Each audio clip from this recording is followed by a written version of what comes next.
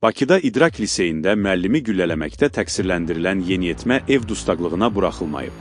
Bu barədə Bakı Ağır Cinayətlər Məhkəməsində hakim Vüqar Quliyevin sədrliyi ilə keçirilən prosesdə elan edilib.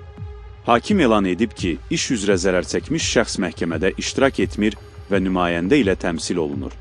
Prosesdə təqsirləndirilən yeniyetmənin anket məlumatları dəqiqləşdirilib.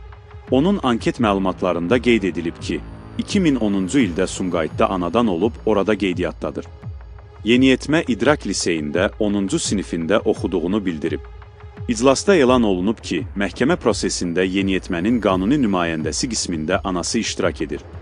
Yeniyetmənin vəkili Rəşad Mirmehdizadə onun yetkinlik yaşına çatmadığını əsas gətirərək məhkəmə baxışının qapalı keçirilməsi ilə bağlı vəsatət qaldırıb.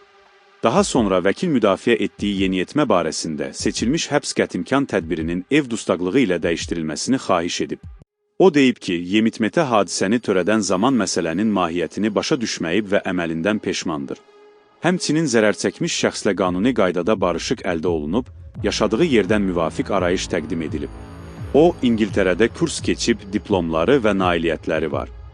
İdrak Liseyində ingilis dilindən tərcüməçi kimi tədbirlərdə iştirak edib. Saxlandığı yerdə özünü nümunəvi aparır. İnternetdəki müəyyən oyunların təsirinə düşüb. Ailəsi də bu hadisəni normal qəbul etmir. Xahiş edirik ki, indiki mərhələdə onun barəsində qəbul edilmiş həbs qətimkan tədbiri dəyişdirilsin.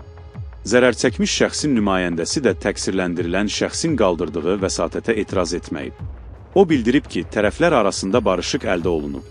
Bu səbəbdən təqsirləndirilən şəxsin ev dustaqlığına buraxılmasına etiraz etmirik. Vəsatət təmin edilməyib.